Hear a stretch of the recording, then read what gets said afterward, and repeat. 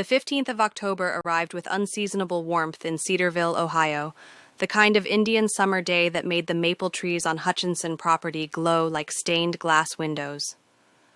Dolores Hutchinson stood at her kitchen sink, mechanically washing the breakfast dishes, while her husband Vernon adjusted his tie in the hallway mirror. 25 years of marriage had choreographed their morning routine into a silent dance, each knowing their steps without need for words. Dee, honey, don't forget I'm leaving for Guatemala this afternoon. The mission team meets at the church at 3. I haven't forgotten. Your suitcase is by the door, and I packed extra malaria pills in the side pocket. She didn't turn around, didn't see the quick flash of something, guilt, excitement, that crossed Vernon's distinguished features. At 54, her husband still cut an impressive figure in his pressed khakis and polo shirt, the uniform of respectable Christian men, heading to serve the less fortunate.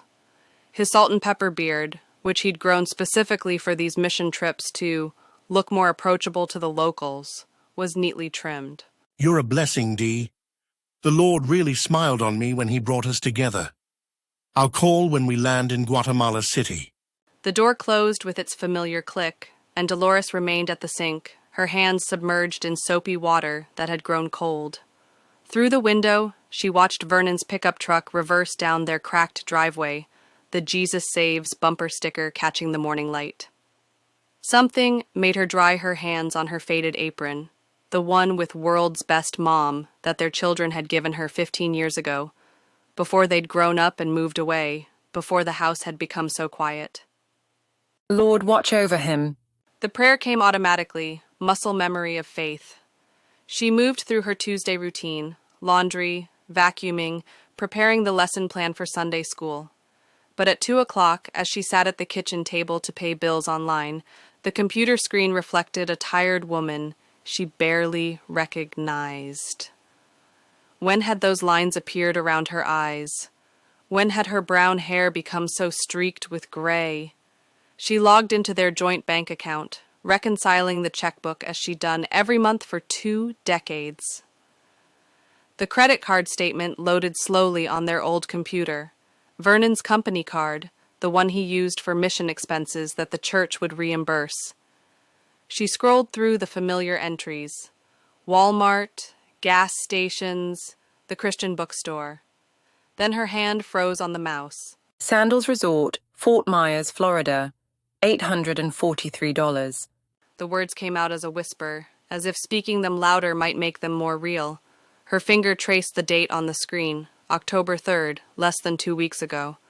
Vernon had been on a planning retreat with the mission board. In Florida? No, he'd said Tennessee. Definitely Tennessee. She remembered because he'd complained about the cold mountain mornings. Her hands shook slightly as she clicked for more details. The charge was for a deluxe ocean view suite, 2 occupants. Check-in October 3rd, check-out October 5th, the same dates as the mission planning retreat. The room in the old farmhouse seemed to tilt slightly. She gripped the edge of the table, her knuckles white against the worn wood. There had to be an explanation. Fraudulent charge, identity theft. Churches used Florida locations for retreats sometimes, didn't they? But even as her mind scrambled for innocent explanations, her body knew the truth. It was the same feeling she'd had when the doctor had said the word cancer about her mother. That sudden drop, like missing a step in the dark. No. She stood up so quickly the chair toppled backward, clattering against the linoleum. Her breathing came in short gasps as she paced the small kitchen, past the refrigerator covered with missionary prayer cards, past the calendar marked with church events, past the framed photo of their last anniversary dinner at Olive Garden.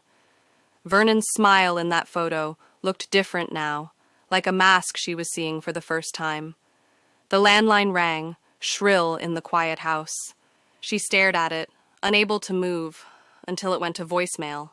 Dee, honey, it's Coretta. Just wanted to make sure you're coming to the prayer meeting for the mission team. We're starting at 3:30. Also, Nadine Brewster asked specifically if you'd be there. She wants to go over the special music for when the team returns. That girl sure does dote on your Vernon's mission work, doesn't she? See you soon, sweetie.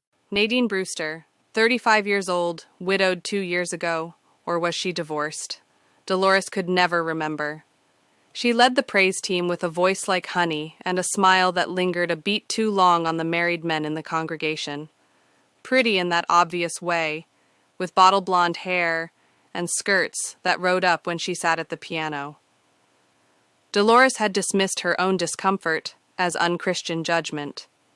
Now, standing in her empty kitchen, with evidence burning on the computer screen, she wondered what else she had dismissed. The mission trips had started 10 years ago, right after Vernon's hardware store had that difficult year. Once a quarter, like clockwork. Guatemala, Honduras, Mexico, Haiti. Photos of Vernon with orphans, Vernon helping build churches, Vernon distributing Bibles. How many of those photos were real? How many mission trips had actually been missions? 10 years. Oh dear God, 10 years. She sank onto the kitchen floor, her back against the cabinet where she stored her good china. The set they never used, saving it for special occasions that never seemed special enough. The afternoon sun slanted through the window, illuminating dust motes that danced in the air like tiny angels or demons. She couldn't decide which. From this angle, she could see under the refrigerator where dust bunnies had gathered, ignored in her daily cleaning routine. Hidden dirt in her perfect Christian home. The clock on the wall ticked toward 3 o'clock. Vernon would be at the church now, loading his suitcase into the mission van, accepting prayers and well-wishes from the congregation. Tomorrow, the church bulletin would list him among the faithful servants, spreading God's word to the poor and needy. Her cell phone buzzed with a text. Vernon. At the church now. Love you. Hold down the fort while I'm gone. Phil 4:13. Philippians 4:13. I can do all things through Christ who strengthens me. Their verse, the one they'd had engraved on their wedding bands. I can do all things, all things. She pulled herself up from the floor, her knees protesting. 52 years old, and she felt every one of them in this moment. But something else was stirring beneath the shock and hurt, something that felt dangerously like rage. She walked back to the computer, saved the credit card statement to a folder she named Recipes, then cleared the browser history. Her fingers moved with strange calm now, as if someone else was controlling them. Someone who wasn't the submissive wife she'd been for 25 years. The prayer, meeting. She should go. Should sit there with the other wives and pray for their husbands' safe travels and successful ministry. Should hug Nadine Brewster and compliment her on the special music selection. Should play the role she'd perfected over decades. Or I could find out the truth. She spoke the words to the empty kitchen, tasting their weight. Upstairs, in Vernon's home office that she rarely entered, his prayer closet, he called it, there would be records. Credit card statements, bank accounts, phone bills, 10 years of quarterly mission trips. 40 trips. How many were real? How many were rendezvous with Nadine in Florida hotels? She climbed the stairs, each creak of the old wood sounding like an accusation. At the door to Vernon's office, she hesitated. Good wives didn't snoop. Good wives trusted their husbands. Good wives... Good wives don't get played for fools. The doorknob turned easily under her hand. Inside, Vernon's desk sat neat and organized, everything in its place. A photo of their family from 5 years ago smiled at her from the corner. Their son David in his college graduation gown, their daughter Emma, in her nurse's scrubs, Vernon and Dolores, standing proud behind them. The perfect Christian family. She opened the first drawer. 2 weeks had passed since since Dolores had opened that first drawer in Vernon's office. 2 weeks of playing the devoted wife while her world crumbled in secret. October's warmth had given way to November's chill, and she stood in the church parking lot, watching the congregation file in for Wednesday night Bible study. Vernon had returned from his Guatemala mission 5 days ago, bronzed from the Florida sun he claimed was Central American, full of stories about orphanages that might not exist. Dee, you coming? Pastor Matthews wants to start on time tonight. We're covering Ephesians, wives submitting to husbands. The irony wasn't lost on her. She followed him into the sanctuary, her heels clicking against the worn linoleum, past the bulletin board displaying photos from Vernon's previous mission trips. She'd studied those photos with new eyes this week. The backgrounds were always crop tight, no landmarks, no street signs. The same 3 or 4 local children appeared repeatedly, their faces aging over the years in a way that suggested they might be Nadine's nephews from Tampa. I'll sit with Coretta tonight. You go on up front with the deacons. Vernon kissed her forehead, a performance for the watching congregation, and made his way to the platform. Dolores slid into the pew beside Coretta Washington, her only real friend in this place of plastic smiles and prayer requests that masked gossip. Coretta's dark hands were already folded in prayer, her silver hair gleaming under the fluorescent lights. You look tired, honey. Everything all right? Just haven't been sleeping well. Vernon's snoring has gotten worse since the trip. Lies came so easily now. She'd learned from the master, after all. Across the sanctuary, Nadine Brewster swayed into view, her perfume arriving before she did. Something expensive and cloying that didn't match her grieving widow on a budget story. Tonight's dress was modest, by Nadine's standards, which still meant it clung to every curve as she made her way to the piano. Good evening, church family. The Lord has laid a special song on my heart tonight. Brother Vernon, this one's dedicated to our faithful missionaries. Her voice dripped honey as she began to play I Surrender All, her eyes finding Vernon's across the room. Dolores watched her husband's reaction, the slight straightening of his shoulders, the way his wedding ring caught the light as he adjusted his tie. She'd found the receipt for that tie purchased at a Miami boutique during what was supposedly a layover in Mexico City. $800 for a tie. Their retirement fund had bled out $800 at a time, 40 trips worth of lies. The investigation had consumed her these 2 weeks. Late nights after Vernon fell asleep, she'd creep back to his office, photographing documents with her phone. Credit card statements, bank records, even his separate email account, godsmission54@gmail.com, where flight confirmations told a different story than his testimony. Fort Lauderdale, Naples, Key West, Miami, always Florida, always during mission weeks. Tonight's lesson comes from Ephesians chapter 5, verse 22.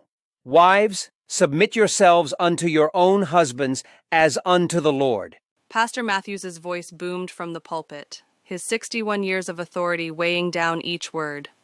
Dolores opened her Bible, the one Vernon had given her for their 20th anniversary, its pages marked with her careful notes. But tonight, she turned to Proverbs instead, chapter 6, verse 34. For jealousy is the rage of a man, therefore he will not spare in the day of vengeance. The Bible never mentioned what happened when it was the woman's rage. Dee, honey, you're shaking. Coretta's whisper pulled her back. The sanctuary had gone quiet, everyone's heads bowed in prayer. When had that happened? She'd lost time again, something that had been happening since the discovery. Hours would pass while she sat at the kitchen table planning. Not revenge, that was too simple a word. Justice, recompense, balance. And let the church say amen. Amen. The service ended with its usual chaos of fellowship, everyone hugging and shaking hands, making plans for Sunday's potluck. Dolores moved through it like a ghost, smiling, nodding, playing her part. But when Nadine approached, something shifted in her chest, a cold clarity that felt like power. Sister Dolores, I just wanted to thank you again for all your support of Vernon's mission work. It must be so hard, him being away so often. You're such a strong woman of faith. The audacity of it, standing there in God's house, wearing a cross necklace that probably came from Dolores's own retirement fund, offering fake sympathy for the very loneliness she'd helped create. Dolores felt her facial muscles arrange themselves into what she hoped looked like a smile. It's my cross to bear. We all have them, don't we? Some heavier than others. Some hidden where nobody can see. Something flickered in Nadine's eyes. Uncertainty? Fear? But before she could respond, Vernon appeared at Dolores's elbow, his hand possessive on her lower back. Ready to go home, sweetheart?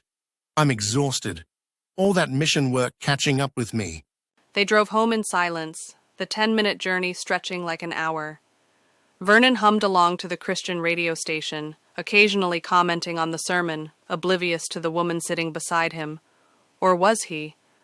Sometimes Dolores caught him watching her, something calculating in his expression. But then he'd smile that familiar smile, and she'd wonder if she was becoming paranoid. At home, she prepared dinner, pot roast, his favorite, while he retreated to his office to work on mission reports. She knew better now. The credit card she'd found hidden in his desk, the one the church didn't know about, showed regular charges to dating sites. Christian Mingle, Our Time, even something called Ashley Madison. The pot roast turned to ash in her mouth, but she chewed and swallowed, smiled and nodded as Vernon talked about the youth group's upcoming fundraiser. I'm thinking we should increase our faith promise this year. Maybe commit to sponsoring 2 more orphans in Guatemala. That's $2,400 a year, Vernon. Can we afford it? The Lord provides, Dee. You know that. Besides, the hardware stores had a good quarter. Another lie. She'd seen the business accounts. The store was hemorrhaging money, had been for years. Only the constant influx from their savings, disguised as loans, kept it afloat. Their children's college funds, her inheritance from her mother, even the emergency fund they'd promised never to touch. All of it feeding Vernon's double life. After dinner, after Vernon had retreated to watch his programs, Dolores sat at the kitchen table with her laptop. The folder marked Recipes had grown fat with evidence. Screenshots, photos, spreadsheets tracking the money. $300,000 over 10 years. Their entire future, their security, their children's inheritance, all converted into beach vacations and expensive gifts for a woman young enough to be their daughter. She opened a new document, typing slowly, deliberately. Dear church family, there are truths that must come to light. For 10 years, your trusted elder, Vernon Hutchinson, has been... No, too direct. She deleted it, started again. The church's centennial celebration was in 6 weeks, December 15th. The biggest event in Grace Baptist's history. The regional bishop would attend, reporters from the Christian Chronicle, Vernon's entire extended family. If she was going to destroy him, it had to be perfect, complete, biblical in its thoroughness. The landline rang, startling her. The caller ID showed a Florida number. Her finger hovered over the answer button, heart pounding. On the 4th ring, she picked up. Mrs. Hutchinson, this is Tom Bradley from Sandals Resort in Fort Myers. I'm calling about the Platinum membership renewal for Mr. and Mrs. Vernon Hutchinson. Since you've stayed with us 12 times, you qualify for our elite status. 12 times? Yes, ma'am. According to our records, you and Mr. Hutchinson have been valued guests since 2014. Will you be joining us again for your usual January booking? The kitchen spun, Mrs. Vernon Hutchinson. He'd registered Nadine as his wife. The blasphemy of it, the sheer cruel audacity stole her breath. She heard herself thanking the man, saying she'd call back, hanging up with numb fingers. Outside, Vernon's laughter drifted from the living room, accompanied by the sound of whatever comedy show he was watching, laughing while her world burned, laughing while their life became a joke she hadn't been let in on. She stood, walked to the sink, and vomited. Then she wiped her mouth, rinsed the sink clean, and returned to her laptop. This time, she didn't type a letter. She created a spreadsheet. Evidence for attorney. Because Vernon was right about one thing, the Lord did provide. He'd provided her with everything she needed to destroy the man who'd destroyed her trust. The clock on the wall ticked toward midnight. 6 weeks until the centennial. 6 weeks to perfect her plan. 6 weeks to maintain this suffocating charade. Vengeance is mine, saith the Lord, but sometimes he needs an instrument. Thanksgiving arrived with unseasonable snow in Cedarville, blanketing the town in pristine white that hid all manner of sins. Dolores stood in her bedroom, fastening her mother's pearl necklace around her neck, preparing for the annual church Thanksgiving dinner. Vernon adjusted his tie in the mirror behind her. A new one, she noticed. Not the Miami tie, but another she didn't recognize. You look beautiful, Dee. That dress brings out your eyes. The compliment felt like acid on her skin. 3 weeks of investigation had revealed the depth of his deception. Not just Nadine, there had been others. Jennifer from the praise team 6 years ago, who'd suddenly moved to Arkansas. Bethany from the women's ministry before that. A parade of church women, all younger, all vulnerable, all trusted Vernon as their spiritual leader. She'd found the emails in a hidden folder, the photographs that made her stomach turn, the credit card charges for lingerie that had never graced her body. Thank you. We should go. Coretta asked me to help set up. The church fellowship hall buzzed with activity, tables groaning under casseroles and pies, the smell of turkey and stuffing mixing with forced holiday cheer. Dolores moved through her duties mechanically, arranging centerpieces, directing the youth group in setting up chairs, all while her mind worked through the final details of her plan. She'd met with a divorce attorney in Columbus last week, driving 2 hours to avoid anyone from Cedarville seeing her. The news had been worse than expected. Ohio's divorce laws, the prenuptial agreement she'd foolishly signed 25 years ago, Vernon's name on everything.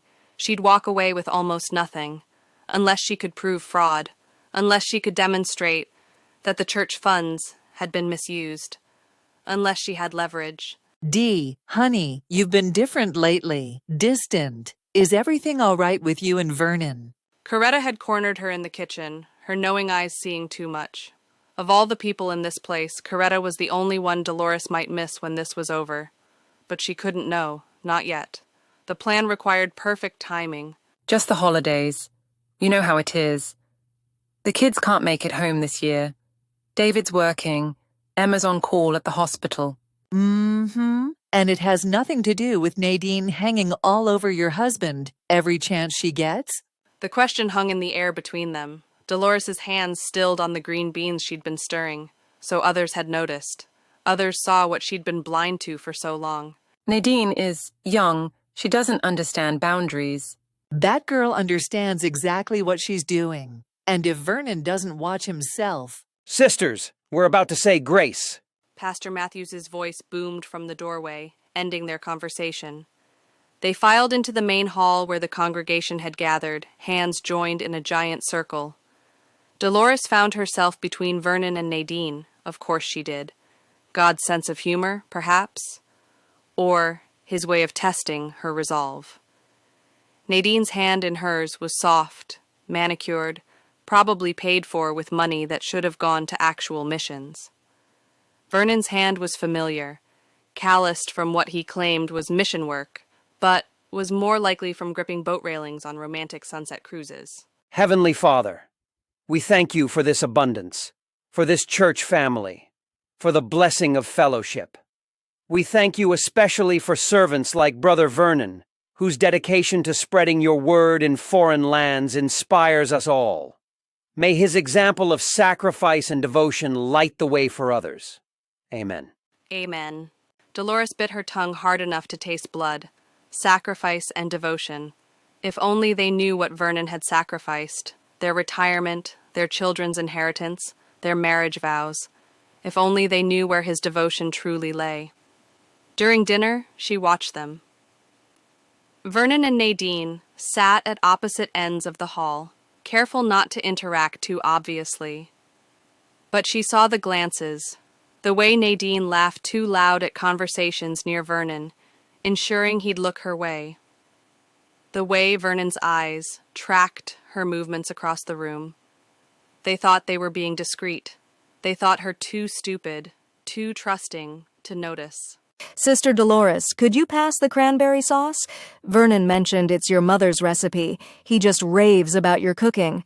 The audacity of invoking her dead mother while sleeping with her husband. Dolores passed the dish with steady hands, though her mind conjured images of dumping it over Nadine's bleached blonde head. He's easily pleased. Simple tastes for a simple man. She saw Vernon stiffen at that, catching the insult beneath the compliment. Good. Let him wonder. Let him start to feel the unease she'd been living with for weeks. After dinner, while the men watched football and the women cleaned, because even in the 21st century, Grace Baptist clung to its traditional roles, Dolores found herself alone in the church office, nominally looking for more paper towels. But really, she was there for the filing cabinet, the one with the church financial records.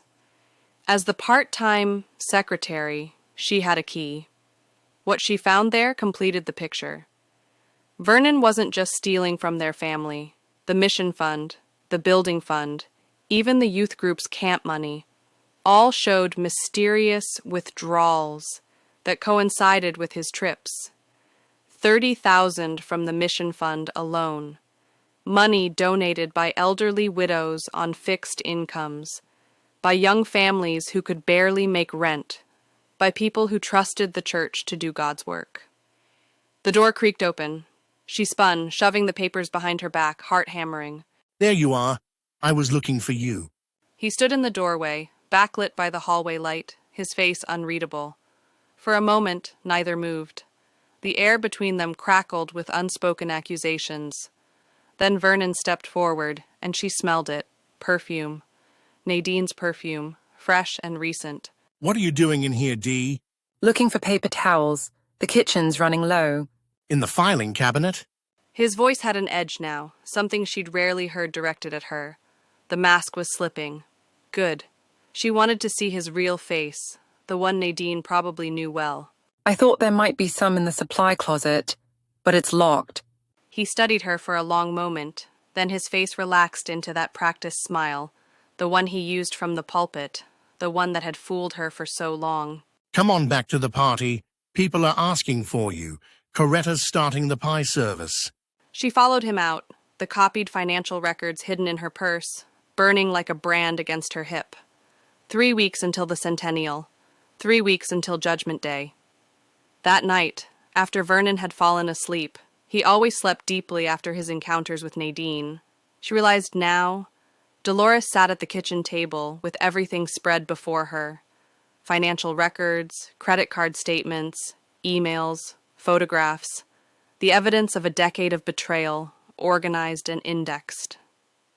She opened her laptop and began typing. Not a letter this time, but a presentation. Slides with evidence, charts showing the stolen money, photographs from his Florida trips helpfully tagged on Nadine's social media. She'd learned to use PowerPoint from helping with Sunday school lessons. Vernon had praised her for embracing technology. Now that same technology would be his undoing. At 3 a.m, she heard footsteps on the stairs. She quickly closed the laptop, swept the papers into a folder, and stood to put the kettle on. By the time Vernon appeared in the doorway, she was the picture of a restless wife making chamomile tea. Couldn't sleep? Just thinking about the kids, missing them. They'll be home for Christmas. Just a few more weeks. He kissed her forehead, always the forehead now, never the lips, and shuffled back upstairs. She waited until his snoring resumed, then returned to her work. The presentation was nearly complete. 60 slides of damnation, ready to project on the church's new digital screen, the one Vernon had pushed so hard to purchase. There was poetry in that. The phone in her purse buzzed. A text at 3:30 a.m? She pulled it out, saw an unknown number, and her blood ran cold. "Stop digging or everyone will know what you've been doing." Her hands shook as she typed back. Who is this? The response came immediately. "Someone who knows about Columbus, about the lawyer, about the copies you've been making. Back off, or Vernon won't be the only one exposed at the centennial." Dolores stared at the screen, mind racing. Someone knew, someone was watching, but who?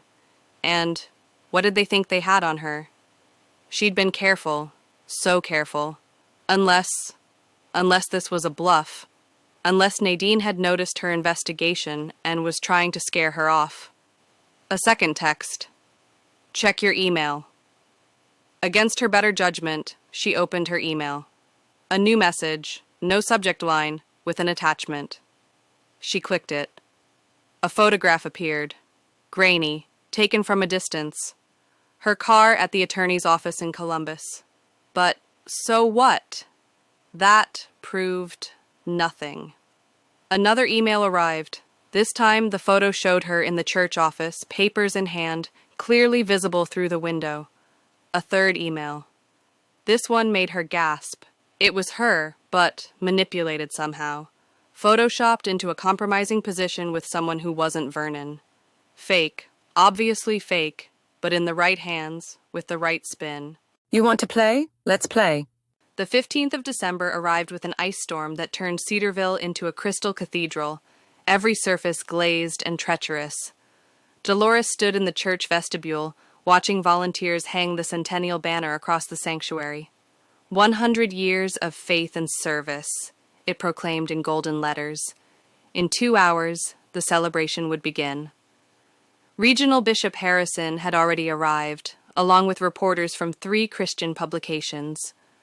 Vernon's extended family filled the front pews, his mother holding court in her wheelchair, his successful brother from California checking his Rolex. The perfect audience for what was to come. Dee, there you are. Mother wants a photo with you before the service. And have you seen Nadine? She's supposed to lead the special music, but no one can find her. Dolores smoothed her navy dress, the one she'd worn to her mother's funeral, though Vernon didn't remember that, and turned to face her husband. He looked immaculate in his best suit, the one he saved for Easter and Christmas. His face showed no sign of worry about the threatening texts she'd been receiving, because of course he didn't know about them. She'd deleted them all, refused to be intimidated. Whoever was protecting Vernon and Nadine had underestimated her resolve. I saw Nadine in the choir room 10 minutes ago. She seemed upset about something. Perhaps you should check on her. The lie came smoothly. She hadn't seen Nadine, but she knew Vernon would go, unable to resist playing the comforting spiritual leader. As he hurried away, Dolores made her way to the sound booth at the back of the sanctuary. Young Tyler Morrison, the teenager who ran the church's technology, was testing microphones. Tyler, I have a special presentation for the historical segment. Pastor Matthews asked me to prepare it. Here's the USB drive. The boy took it without question. Why would he? Sister Dolores was above suspicion, the perfect elder's wife. She watched him load it into the system, saw her file appear on the screen, 100 Years of Grace Baptist. He had no idea that hidden within that innocuous title were 60 slides that would destroy Vernon Hutchinson. When do you want me to run it, Mrs. H? Right after Pastor Matthews introduces the history segment. I'll give you a signal.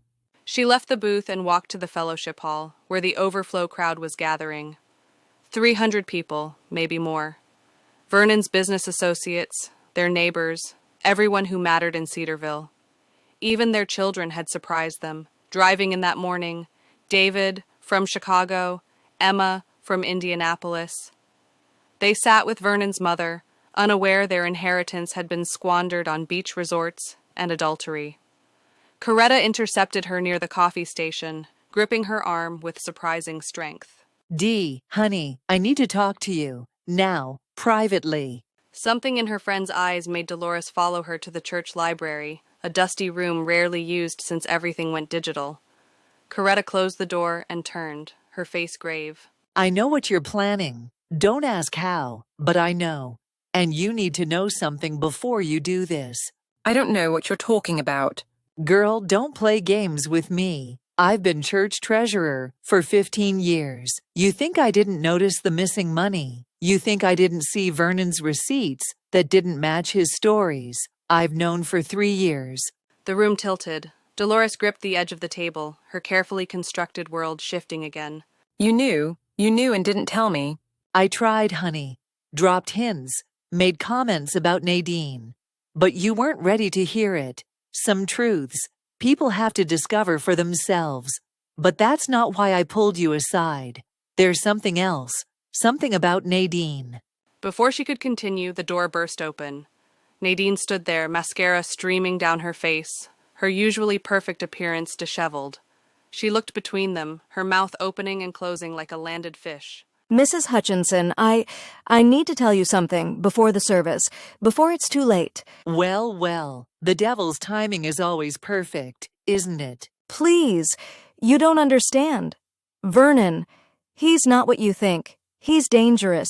When I tried to end things, he threatened me. He has photos, Videos. He said if I ever told anyone, he'd destroy me. He's done it before. To Jennifer. To Bethany. They didn't leave town by choice. The words hung in the air like poison. Dolores stared at this woman who'd helped destroy her marriage, seeing her differently now. Not a predator, but prey. Not a villain, but another victim. Her phone buzzed. A text from Tyler. "Ready when you are." The service was starting. How old were you when it started? 28. I just joined the church after my divorce. I was vulnerable, and he said God wanted him to guide me spiritually. Special counseling sessions. I was so stupid. 7 years. Nadine had been 28, barely older than their own daughter. The revelation should have changed everything, should have made Dolores reconsider. But all those hotel charges, all those stolen funds, Nadine had participated, had benefited.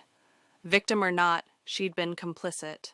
Oh, over the intercom. Would everyone please enter the sanctuary? We're about to begin our centennial celebration. The three women looked at each other. Coretta spoke first. D, whatever you decide, I'm with you. But decide now. Once that bell rings, service starts, and there's no turning back. Dolores closed her eyes, saw her mother's face, heard her voice.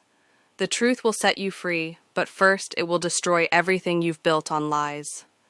When she opened them, her decision was made. Nadine, sit with Coretta. Third row, left side, where everyone can see you but Vernon can't reach you easily.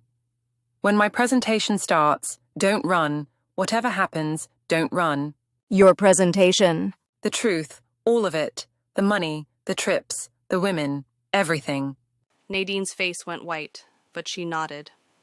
They filed into the sanctuary, taking their positions like actors in a play whose ending none of them could fully predict.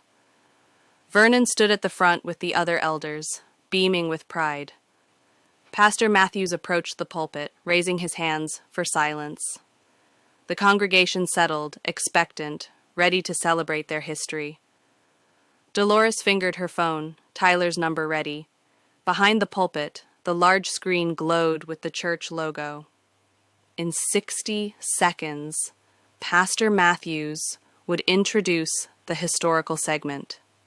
In 90 seconds, her marriage would end. In 2 minutes, Vernon's life would implode. She thought about their children sitting 3 rows back, about to watch their father's public destruction. She thought about Vernon's mother, elderly and frail, about to see her son exposed. She thought about the church, this community that for all its flaws had been her home for 25 years, about to be rocked by scandal. Her finger hovered over the send button. Before we begin our historical review, I'd like to recognize someone special. Sister Dolores Hutchinson has prepared a presentation about our church's century of service. Sister Dolores, would you like to say a few words? The spotlight found her, harsh and revealing. 300 faces turned her way. Vernon smiled at her, that practiced smile that hid so much darkness. Nadine sat rigid beside Coretta, hands clasped in prayer or terror. Their children watched, confused by the tension they could feel but not understand. Dolores stood, her legs surprisingly steady. She walked to the front, each step echoing in the silent sanctuary. The microphone waited, a sword of truth or destruction, depending on how she wielded it. She looked at Vernon one last time, searching his face for any sign of the man she'd once loved, the man she'd built a life with, the man who'd father her children. All she saw was a stranger in an expensive suit, checking his phone even now, probably texting someone new, already moving on to the next conquest. She spoke into the microphone, her voice carrying to every corner of the sanctuary. Good evening, church family. For 25 years I've been silent. Tonight that changes. Tyler, please start the presentation. The screen behind her illuminated. The first slide appeared, a photo of Vernon and Nadine at a Florida resort, embracing by a pool, dated during last year's Haiti mission trip. The sanctuary erupted in gasps. Vernon shot to his feet, his face cycling through shock, rage, and fear. But Dolores was already advancing to the next slide. Credit card statements, highlighted charges, A decade of deceit laid bare for all to see. Turn it off. This is lies. Dolores, what have you done? But his protests were drowned by the evidence cascading across the screen. Financial records showing embezzlement, emails to multiple women, the bogus mission reports. The congregation sat in stunned silence as their reality crumbled, as everything they'd believed was exposed as illusion. Vernon started toward the sound booth, but Coretta's husband and 2 other deacons blocked his path. Not aggressively, but firmly. They'd seen enough. Dolores continued her narration, her voice steady, as she walked them through each betrayal, each theft, each lie. Somewhere in the crowd, a woman began to cry. Vernon's mother had covered her face with her hands. Their son David stood up, his face a mask of fury, but Emma held him back. And through it all, Nadine sat perfectly still, tears streaming down her face, finally free of her secret, finally visible in her shame and pain. 3 months had passed since the centennial disaster. That's what the Christian Chronicle had called it in their exposé that went viral, reaching far beyond Cedarville's borders. Dolores stood in the empty house on Maple Street, cardboard boxes stacked in the living room, each one labeled with a different destination: storage, goodwill, trash. The divorce had been finalized last week, quicker than expected, once Vernon's lawyer saw the evidence. He'd gotten the business, what was left of it, and she'd gotten the house, which she was now selling. Mom, the moving truck will be here in an hour. You sure you want to do this? Her daughter stood in the doorway, concern etched on her young face. Both children had rallied around her after the revelation, their anger at Vernon burning hot and protective. But Dolores had made peace with it all, or something close to peace. A reckoning, perhaps. I'm sure, sweetheart. This house has too many ghosts. 25 years of ghosts. The doorbell rang, unexpected. They weren't expecting anyone.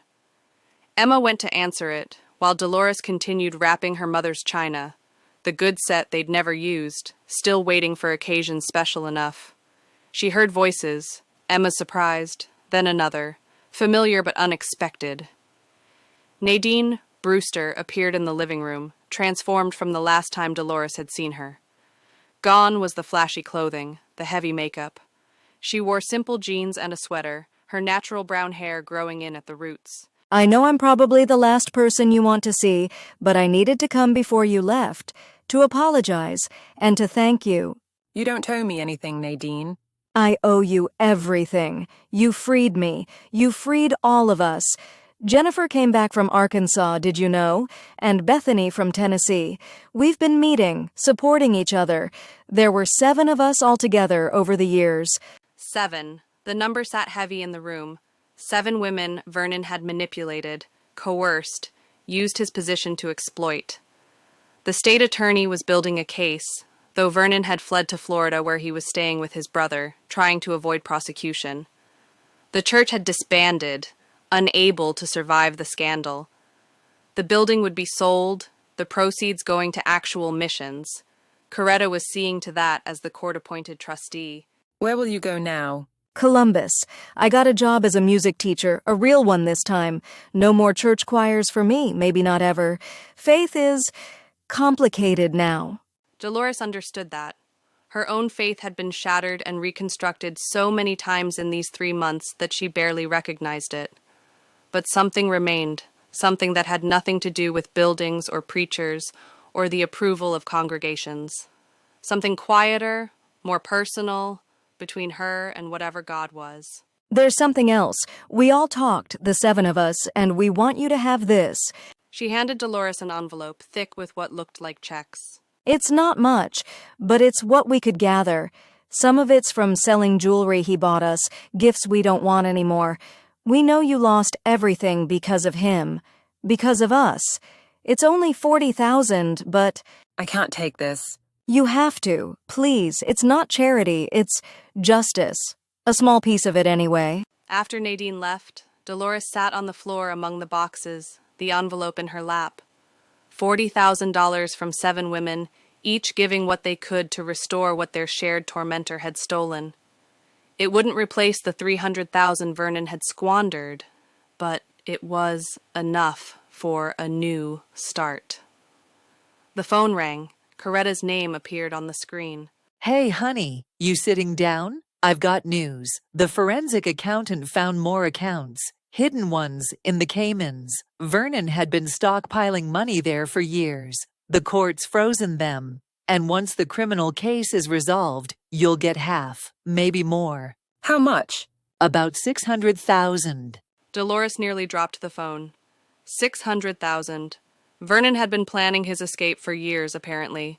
Planning to leave her with nothing while he started fresh somewhere tropical.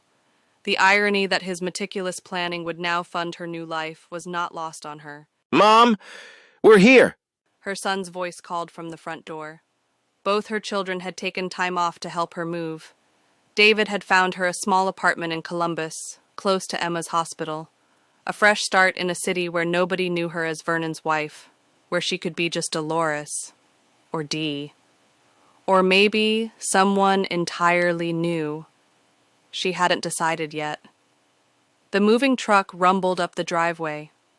Young men in uniforms began loading boxes, erasing 25 years of life from these rooms. Dolores walked through the house one last time, her footsteps echoing on bare floors. In Vernon's office, former office, she paused. This was where it had all started, that October day when she'd opened his desk drawer. 3 months felt like 3 years, or maybe 3 minutes. Time had become elastic since her world exploded. She found herself in their bedroom, former bedroom, staring at the wall where their wedding portrait had hung. The nail was still there, a small hole in the plaster, marking what had been. On impulse, she pulled out her phone and called a number she'd been avoiding. Dolores, why are you calling? My lawyer said... I'm not calling about lawyers, Vernon. I'm calling to tell you something. I forgive you. You... what? I forgive you. Not for your sake, but for mine. I'm tired of carrying the weight of what you did, so I'm setting it down. Right here, in this empty house, I'm leaving it all behind. The anger, the hurt, the hate. You can keep those. They're yours now. Dee, wait, we could... She hung up before he could finish. There was nothing he could say that she needed to hear. Outside, David and Emma were directing the movers, laughing about something. Her children, resilient and whole despite everything. That was the real miracle, the thing Vernon couldn't steal or corrupt. The doorbell rang again. This time it was Pastor Matthews, looking older than his 61 years. The scandal had aged him, forced his retirement. Dolores, I came to apologize. I should have seen it. All those years, I should have known. We all should have known. But he was good at hiding. That's what predators do. They hide in plain sight, wearing masks of respectability. The district is starting a new church, you know. In Columbus, actually. They want someone with experience to help set up safeguards, accountability structures, someone who understands how power can be abused.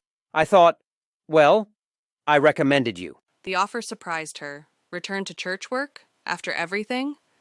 But then she thought about the 7 women, about future Nadines who might need protection, about communities of faith that could be places of genuine sanctuary if someone was watching, if someone who knew the signs was standing guard.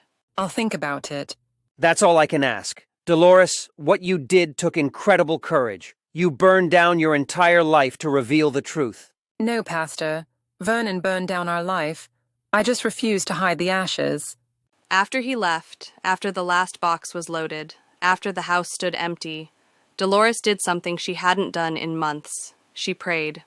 Not in the performative way she'd learned at Grace Baptist, but honestly, rawly, standing in the empty kitchen where she'd discovered the first credit card statement. I don't know if you're listening, or if you care, but thank you. For the strength to see the truth, for the courage to speak it, for the friends who stood by me, for the children who still love me, for the future, whatever it holds. And God, watch over those 7 women. They're all yours now, not Vernon's, not the church's, yours. Amen. She walked out of the house for the last time, not looking back. The moving truck was already pulling away, carrying the remnants of her old life to storage or new purposes. David waited by his car, Emma beside him, both watching her with concern and love. Behind them, Coretta sat in her own car, ready to follow them to Columbus, to help her settle in. Her new apartment had a small balcony that faced east, toward the sunrise. It had no memories, no ghosts, no history. It was a blank page, waiting to be written. As she got into David's car, her phone buzzed with a text. An unknown number, but this time the message made her smile. "This is Jennifer. Nadine gave me your number. Thank you for being brave when we couldn't be. Welcome to the Survivors Club. We meet for coffee every Thursday." Dolores typed back, "I'll bring the donuts." The car pulled away from Maple Street, from Cedarville, from 25 years of life built on lies. In the distance, church bells were ringing somewhere, calling people to Sunday evening service. But Dolores wasn't listening to those bells anymore.